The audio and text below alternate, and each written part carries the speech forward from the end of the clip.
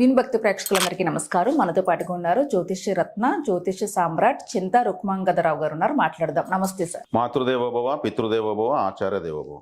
Sir, జనరల్గా కాలసర్ప దోషం అంటే చాలా పెద్ద ప్రాబ్లంగా అనుకుంటూ ఉంటాము. జ్యోతిష్య శాస్త్రంలో కూడా చాలా రకరకాల పూజలు ఉన్నాయి కాలసర్ప దోషానికి. భార్యాభర్తలు అన్యోన్యంగా ఉండడానికి కూడా కారణం అంటారు. సో సంతానం కూడా కలగదంటారు. యాక్సిడెంట్లో కూడా ఇలా చాలా రకరకాల ప్రాబ్లమ్స్. అయితే దానికి సంబంధించి చాలా రకరకాల పూజలు కూడా మనం చేస్తూ ఉంటాము. కాళహస్తిలో మనం కాలసర్ప దోషం పూజ ఉంటుంది. అలాగే ఆశ్లేష బలి, నాగబలి, ఇట్లా రకరకాల పూజలు చేస్తూ ఉంటారు. దాని ఫలితం ఎలా ఉంటుంది అని పక్కన పెడితే ఖర్చుతో కూడుకున్న పని. మన తంత్ర జ్యోతిష్యంలో కాలసర్ప దోషానికి ఏమన్నా పరిహారాలు ఉంటాయా? మంచి ప్రశ్న సార్. మీరు కాల సర్పదోషము అంటే కాలమంతా ఉండేటువంటి సర్పదోషము. మన డిఎన్ఏ స్ట్రక్చర్ కూడా పాములాగా మెలిక రెండు పాములు ఇలా తిరుగుతున్నట్టు ఉంటుంది. ఏ హాస్పిటల్ సింబల్ చూసినా రెండు పాములు ఇలా ఉన్నట్టే సింబల్ వేస్తారు వరల్డ్ వైడ్. మరి ఈ కాలసర్ప దోషము ఎలా ఏర్పడుతుంది అంటే జ్యోతిష్ శాస్త్రంలో రాహువు కేతువు ద్వారా ఏర్పడుతుంది. అందరికీ తెలిసి రాహుకేతువుల మధ్యలో అన్ని గ్రహాలు ఉన్నాయంటే ఏ ఫలితాలు రావు. అంటే రాహువు తల, కేతువు తోక, ఈ రాహుకేతుల మధ్యలో అంటే ఈ సర్పము ఆ గ్రహాలను మింగేసిందని అర్థం. దాన్ని దాటి ఇవి బయటకు రాలేవు. గురువైన శుక్రుడైన ఎవరైనా సరే. ఈ కాలసర్ప దోషము ఇలా అనుకుంటున్నారు, ఇది వాస్తవమే, కానీ ఇంకా చాలా రకాలుగా ఉంది. ఈ గ్రహాలను బంధించబడకపోతే కూడా కాలసర్ప దోషం ఉంది.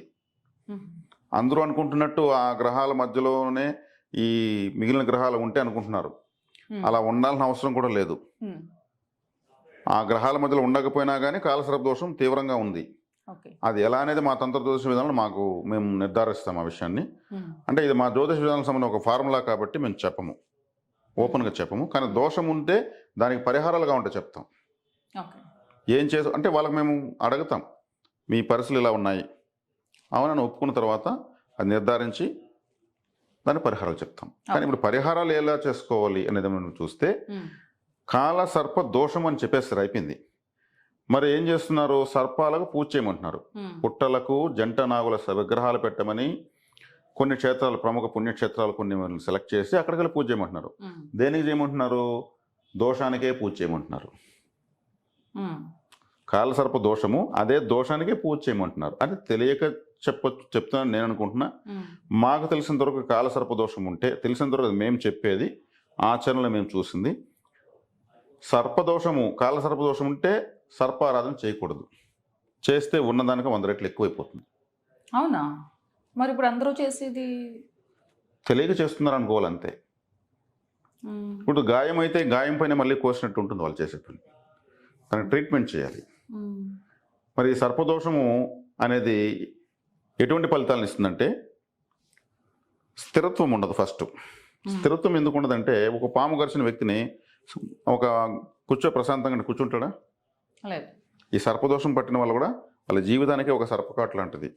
స్థిరంగా ఉండలేరు, స్థిరమైన ఆలోచనలు ఉండవు, ఈజీగా ఏమరిపోతారు. అవతల వాళ్ళకు పరిస్థితులకు ఏమరిపోతారు. తర్వాత వీళ్ళకు ఆలోచనలు మారుతూ ఉంటాయి, నిర్ణయాలు మారుతూ ఉంటాయి, ధైర్యం విపరీతంగా వస్తుంది, అదే స్థాయిలో మళ్ళీ భయం వచ్చేస్తుంది. ఏదో జరుగుతున్నట్లు, జరిగిపోతున్నట్టు అదృష్టం కలిసి వచ్చి వాళ్ళ గ్రామంలోకే వాళ్ళు గొప్పగా బతికినట్లు, వాళ్ళకు వచ్చే విజువలైజేషన్ ఇంక ప్రపంచంలో ఎవరికి రాదు, ఆ స్థాయిలో వస్తుంది. మళ్ళీ నెలకంతా మనం ఏదో ఆశపడుతున్నాము, వాస్తవంగా ఏం జరగడం లేదు, మనకన్నా తెలివి తక్కువ వాళ్ళంతా గొప్పగా బతుకుతున్నారు, మనం అనుకుంటూనే ఉన్నాం ఇలాగే క్యాలెండర్ గడిచిపోతాం దీని, మళ్ళీ భయపడిపోతారు. ధైర్యము, భయము, అమావాస్య పౌర్ణమి, అమావాస్య పౌర్ణమి. స్థిరత్వం ఉండదు. బ్యాక్ పెయిన్ కంపల్సరీ ఉంటుంది. అంటే వెన్ను పాము అంటారు, మన వెన్నముఖం కూడా పాముతోనే పోలుస్తారు. మన వెన్ను సహస్రార చక్రం కూడా ఒక పాము, 1000 తలల పాము ఇక్కడ ఉంటుంది అని కూడా చెప్తారు. అంటే ఈ విధంగా వాళ్ళ ఆలోచన విధానాలు అప్ అండ్ డౌన్ ఉంటాయి. బ్యాక్ పెయిన్ ఉంటుంది. వృత్తుల స్థిరత్వం ఉండదు. ప్రాజెక్టులు మారుస్తూనే ఉంటారు, మార్చాల్సిందే. వీళ్ళు బాగా మంచి బిజినెస్ పెట్టి డెవలప్ చేసి వీళ్ళకి ఇంకా మంచి ఆలోచన వస్తుంది, వీళ్ళకి స్థిరత్వం లేదు కదా, దాన్ని చేసుకుందామని దీన్ని ఏం చేస్తారు, ఇంకొకరికి ఇచ్చేస్తారు. దానికి పోయి పూర్తిగా జీరో అయిపోతారు. అంటే ఈ కాలసర్ప దోషము వివాహ విషయంలో తడబాట్లు, వివాహం అయిన తర్వాత భార్యాభర్తల అన్యోన్యతలు తడబాటు, పిల్లలు పుట్టినాక వాళ్ళ అభివృద్ధిలో, పిల్లలు పుట్టడంలో తడబాట్లు, వాళ్ళ డెవలప్మెంట్లో తడబాట్లు. అంటే జీవితంలో ముఖ్యమైనటువంటి పనులన్నింటిలోనూ ఆటంకాలు ఇస్తూనే ఉంటుంది. దీనికి జ్యోతిష్ శాస్త్రానికి అనుసరిస్తే సర్పాలకు పూజ చేయండి, పుట్టలకు పూజ చేయండి, నాగ ప్రతిష్ఠ చేయండి అని అంటూ ఉంటారు. అవన్నీ చేస్తే మా తంత్రదోషం ఏం చెప్తుందంటే అంతకుముందు కన్నా ఆ తర్వాతనే వాళ్ళు ఇంకా సర్వనాశనం అయిపోతారు. ఈ పదం వాడకూడదు, కానీ చాలామంది ఇది ఒప్పుకున్నారు, నా దగ్గరే ఒప్పుకున్నారు. మీరు చెప్పింది నిజమే, కానీ మేము ఇప్పుడు 10 మంగళవారాలు పుట్టకు పాలు పోస్తున్నాము, కానీ మా ట్రబుల్స్ ఇంకా ఎక్కువ అవుతున్నాయి. సో టెంపుల్కి వెళ్ళాము, ఆడ పూజ చేసాము, మీరు అన్నట్లే మళ్ళీ మాకు 6 నెలలకంతా ఇంకా ఎక్కువ అయిపోయాయి ట్రబుల్స్. అయితే జ్యోతిష శాస్త్రం చెప్పింది తప్పంటారా మరి? జ్యోతిష శాస్త్రం చెప్పింది తప్పు అని నేను అన్ను. జ్యోతిష శాస్త్రం చెప్పిందా లేదా జ్యోతిష శాస్త్రంలోకి దీన్ని ఎవరైనా చొప్పించారో నాకు తెలియదు, లేదంటే జ్యోతిష శాస్త్రం అదే చెప్పింది అనేది కూడా నాకు అనవసరం. నా తంత్ర జ్యోతిష ప్రధాన విషయం ప్రకారము కాలసర్ప దోషం ఉంటే దానికి విరుగుడుగా గరుక్మంతుల వారు ఆరాధించాలి. గరుక్మంతుడు ఎవరు? సర్పాలకు వ్యతిరేక దేవత, ఆపోజిట్. ఆయన మనం వెనుకున్నాడంటే సర్పదేవ దోషం ఎందుకు ఉంటుంది?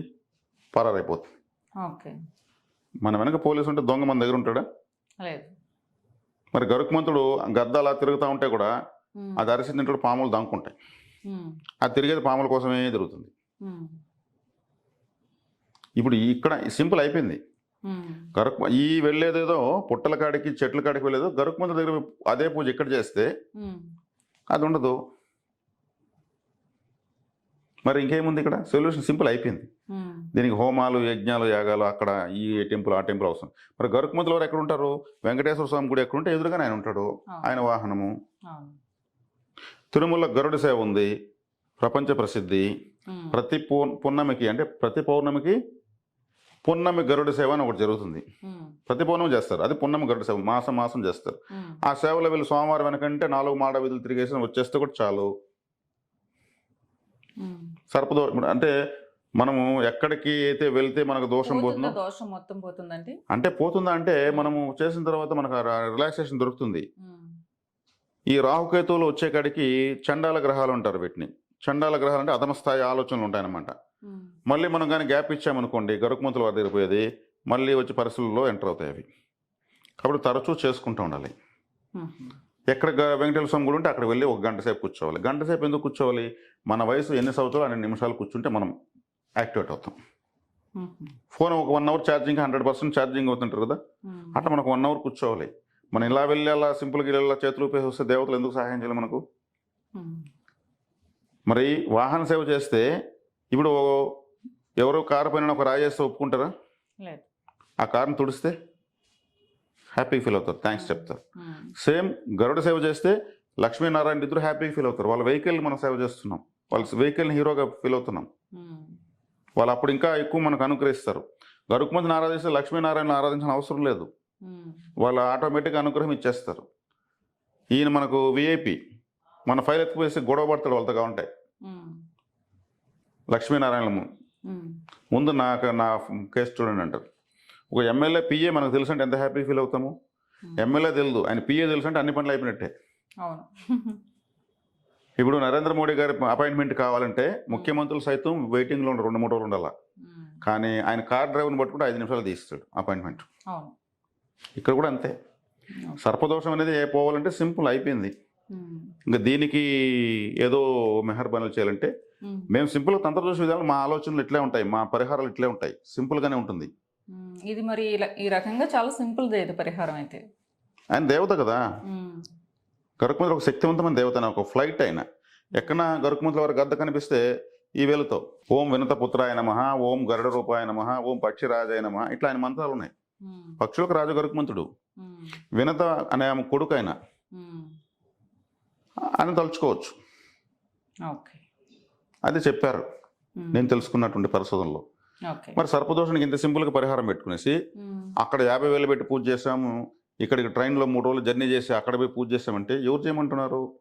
సరే చేసుకుని రిలాక్స్ అయితే సంతోషమే. ఆ పూజలు చేసి మీకు శుభం కలుగుతుందంటే చాలా సంతోషమే. మళ్ళీ సమస్యల్లోకి వెళ్ళి మళ్ళీ తీరకుండా ఇవి మనకు ఈ డిఎన్ఏలో ఉంటాయి. ఇవి అందుకే సర్పాల్లాగా పెడతారు. ఆ డిఎన్ఏలో వంశక్షయం అయిపోతుంది. అంటే ఆడపిల్లకాయలు ఎక్కువ పుడతారు సర్పదోషం ఉంటే. వంశక్షయం అంటే మగబిడ్డ పుట్టడు. వంశాభివృద్ధి. ఈ సర్పదోషము అనేది సర్ప శాపము, దోషము శాపము రెండు ఒకటే. ఇది శాపము ఒకసారి ఒక వంశంలో ఎంటర్ అయితే 6 తరాలు ఉంటుంది, 6 జనరేషన్స్ ఉంటుంది. 7వ జనరేషన్ మళ్ళీ ఉండదు. ఒకవేళ ఈ పరిహారం శాశ్వత పరిహారం చేసుకుంటే ఎవరైతే చేసుకుంటారో వాళ్ళదే 6వ తరం లాస్ట్ అయిపోతుంది. వాళ్ళకి లాస్ట్ కాబట్టి పరిహారం దొరుకుతుంది. లాస్ట్ కాకపోతే వాళ్ళు నమ్మరు. వాళ్ళు అనుభవించాలి కదా, కర్మ అనుభవించాలి. ఇప్పుడు మేము గరుకుమందు దగ్గరికి వెళ్తే అక్కడ పూజ చేసుకోలేము, ఇంకేదైనా మార్గం ఉందంటే కూడా ఉంది. ఇది కరుంగళి అనేటువంటి వుడ్డు. కరుంగలి అంటే ఇది కరుంగలి, చాలా ఫేమస్ అనమాట. ఇది కరుంగలి ఎక్కడ ఉంటే అక్కడ చుట్టూ 6 మీటర్స్ వరకు నెగటివ్ ఎనర్జీ ఉండదు.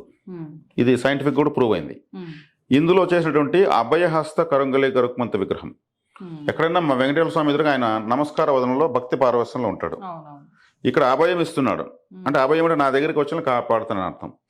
ఇది గరుడమాల మహామంత్రము అనేటువంటి మంత్రాన్ని 1,20,000 సార్లు, గరుడ పంచాక్షరి మంత్రము అని 1,20,000 సార్లు, 2,40,000 సార్లు మంత్రము 12 మంది బ్రాహ్మణులను పెట్టి హోమాలు చేసి ఆ మంత్రశక్తిని రిజిస్టర్ చేసినటువంటి విగ్రహం ఇది. ప్రాణప్రతిష్ఠ విగ్రహం. ఈ విగ్రహాన్ని కావాలంటే పెట్టుకుని కూడా పూజ చేసుకోవచ్చు. లేదు నేను చెప్పిన ఆరాధన చేసుకుంటే అదే ఫలితము. ఇక్కడ దీనికి నైవేద్యాలు పెట్టి మేము చెప్పినట్టు పూజ చేయగలిగితేనే తీసుకోవాలి దీన్ని. లేదంటే మీరు చక్కగా ఆలయానికి వెళ్ళి చేసుకోవచ్చు. నైవేద్యాలు ఏమిటో మనం ఉడికించిన ఆహారం పెట్టకూడదు. ఎందుకంటే భగవంతుడు స్వీకరించేంత గొప్పగా మనం వండలేం. కాబట్టి డ్రై ఫ్రూట్స్, పండ్లు, కలకండ, అటుకులు, బెల్లము, తేనె, సహజ సిద్ధమైనటువంటి చెరుకు రసము లాంటివి సమర్పించాలి. ఇక ఈయన వచ్చినాడంటే స్పెషలిస్ట్. ఇంట్లో ఈయన ఎంటర్ అయినంటే ఇంకా సర్పదోషం వరాదు. ఈ విగ్రహాన్ని అభిషేకం చేసి శుద్ధ జలంతో అభిషేకం చేసి ఆ నీళ్ళు తాగొచ్చు. ఆ నీళ్ళు మనం పడుకునే పడకల పైన చల్లుకోవచ్చు. ఆ నీళ్ళు మన వెహికల్స్ పైన చల్లుకోవచ్చు. ఇంటి పైన, ఇంటి చుట్టూ కూడా చల్లుకోవచ్చు. శత్రువులు తలుచుకున్నట్టు కళ్ళు మూసుకునేసి కూడా వాళ్ళపైన పడినట్టు మనం ఊహించుకొని చల్లచ్చు. ఇట్లా గాల్లో ఎగర చల్లచ్చు. శత్రువులు నశిస్తారు. బ్లాక్ మ్యాజిక్స్ నశిస్తాయి. ఈ బ్యాక్ పెయిన్ తగ్గడం ప్రారంభమవుతుంది.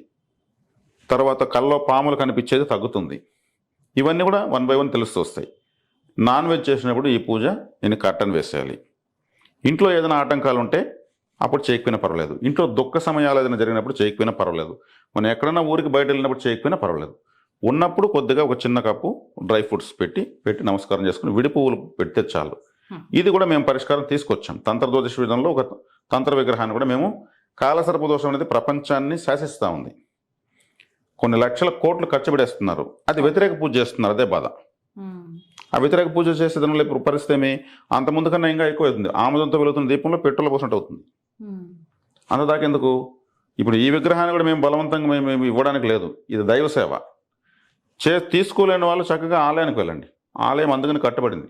ఆలయంలో విగ్రహాల కింద యంత్ర స్థాపన ఎన్నో అద్భుతమైన పవిత్రంగా స్థాపించుంటారు. మన శరీరం అంతా యంత్రాలే.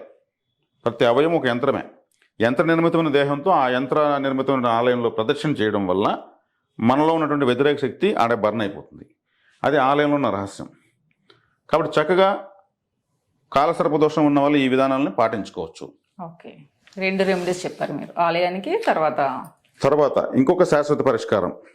అలా ఒక వెండి నాగసర్పాన్ని శివలింగానికి అంటే పరమేశ్వరుడు సమర్పించడం ద్వారా సర్ప ఆగ్రహానికి అప్పటి నుంచి వాళ్ళ గురికారు. అంటే సాక్షాత్ పరమేశ్వరుడికే మనం ఒక చైన్ ఇచ్చినట్టు. అంటే సర్ప జాతికి అప్పటి నుంచి మన కింద ఎటువంటి దోషం, కోపాన్ని అవి చూపించవు. అదేవిధంగా గరుకుమంత ఆరాధన చేయొచ్చు, ఈ విధమైన ఆరాధన చేయొచ్చు. ఈ విగ్రహం కావాలని తీసుకోవచ్చు. ఈ సర్పదోషం ఉన్న వాళ్ళు తినకూడని వస్తువులు కొన్ని ఉన్నాయి, అది తినకూడదు. అది తిని లోపల వాళ్ళకు సర్పగ్రహ కోపానికి గురయ్యేటువంటి శక్తి విడుదలవుతుంది. పరోటా ఉంటుంది కదా, పరోటా పాములాగా చుట్టుకొని ఉంటుంది, పొరలుగా ఉంటుంది. పరోటాలు తినకూడదు. సేమియా ఉప్మా తినకూడదు. సేమియాలో పాయసం తినకూడదు. అదేవిధంగా పొట్లకాయ, ముల్లంగి కూరగాయలు ఈ 2 సర్పగ్రహాలకు సంబంధించినవి. అదేవిధంగా చైనీస్ నూడిల్స్, మ్యాగీ నూడిల్స్ తినకూడదు. అదేవిధంగా మురుకులు, జాంగరీలు, జిలేబీ తినకూడదు. ఇవన్నీ కూడా పాముల్లాగా ఉంటాయి, మెలకలు. పాముల్లాగా డిజైన్ ఉన్న డ్రెస్సులు వేయకూడదు. పాముల్లాగా మెలకలు వాచ్లు కట్టకూడదు. పాములతో ఉన్నటువంటి షార్ట్ వీడియో కూడా చూడకూడదు. అంటే ఆ ఆవరణలోకి ఏ విధంగానూ వెళ్ళకూడదు. ఆహార విషయం కానీ, దృశ్యాలు కానీ, ఇటువంటివన్నీ ఇటు వస్తువులు వాడడం కానీ చేయకూడదు. కొంతమంది టాటూలు పాములు వేసుకుంటూ ఉంటారు. అంటే సర్పదోషంలో అది వేసుకోనంటే ఇంకా దానికి ఇంకా వీళ్ళ దగ్గరైనట్టు, దోషాన్ని దగ్గరైనట్టే. వెల్కమ్ చెప్తున్నట్టు. పుట్టలకు పూజ చేయకూడదు. జంట విగ్రహాలు పాలపోయకూడదు. అదే కొంతమంది మేము శివలింగం ఉంది, శివలింగాన్ని పాము చుట్టుకొని ఉంది, ఆడ పాము ఉంది కదా, మరి శివుడికి పూజ చేయొచ్చుంటే హ్యాపీగా చేయొచ్చు. సర్పం ఒకటే ఉన్నటువంటి విగ్రహాన్ని చేయకూడదు, కానీ దేవతతో కూడుకున్న సర్పానికి చేయొచ్చు. ఆదిశేషుడి పైన మహావిష్ణువు పడుకుంటాడు, అక్కడ చేయొచ్చు. అదేవిధంగా మీకు ఇంకా అమ్మవారికి కూడా పైన పడగలు ఉంటాయి. ఏ దేవతకైనా పైన పడగలు ఉంటాయి, వాళ్ళ యొక్క ఆర్నమెంట్స్. అక్కడ ఆరాధన చేయొచ్చు. కాబట్టి ఈ విధమైనటువంటి ఫుడ్ తినకూడదు, ఈ విధమైన ఆరాధన చేయకూడదు. ఏ విధమైన ఆరాధన చేయాలో మేము చెప్పాం అనమాట. ఇది వీళ్ళు తీసుకోవాల్సినటువంటి జాగ్రత్తలు. సరిపోతుంది అక్కడికి. ఓకే. సో ఎలాంటి జాగ్రత్తలు తీసుకోవాలి, ఎలాంటి రెమెడీస్ చేసుకోవాలి, రెమెడీస్ కూడా 3 ఆప్షన్స్ ఇచ్చారు. ఎవరికి ఏది వీలుంటే అది చేసుకోవచ్చు. చాలా క్లారిటీగా చెప్పారు సార్. నిజంగానే చాలా డబ్బులు ఖర్చు చేస్తున్నారు. మరి ఎంతవరకు కరెక్ట్ అనేది తెలియదు కానీ, సో మీరు చెప్పిన దాన్ని బట్టి అయితే ఈ రెమెడీ అయితే సింపుల్ గా ఉంది, చక్కగా అందరూ చేసుకునేలాగా ఉంది. నమ్మదగిన విధంగానే ఉంది కదా, నమ్మదగిన విధంగానే ఉంది. అది చాలా ఇంపార్టెంట్. జ్యోతిష శాస్త్రం కూడా చాలా మంచిది కదా, అది చేసుకుంటే రివర్స్ అనేది అది కొంచెం అది నేను ఇక్కడ విమర్శించేటువంటి హక్కు మీకు నాకు లేదు. కానీ మేము ఎంచుకున్నటువంటి పరిహారము గరుక్మంత్ర ఆరాధన. అవును. ఎందుకంటే తప్పు రైటు అని చెప్పడానికి మనకు హక్కు లేదు. కానీ మేము ఆ ఆరాధనలు మేము ఎంచుకోలేదు. నేను చెప్తున్నట్టు తంత్రదోషం ప్రకారం గరుడారాధన, శివలింగానికి సర్పాభరణం సమర్పించడము, ఇటువంటి ఆహారం తినకూడదు, ఎటువంటి దుస్తులు వేయకూడదు, ఇవి మేము సూచనలు చేస్తాం. మీ పాయింట్ ఆఫ్ వ్యూలో ఆ ప్రాబ్లం సొల్యూషన్ చెప్పారు అంతే. ఓకే సార్, నమస్తే, ధన్యవాదాలు.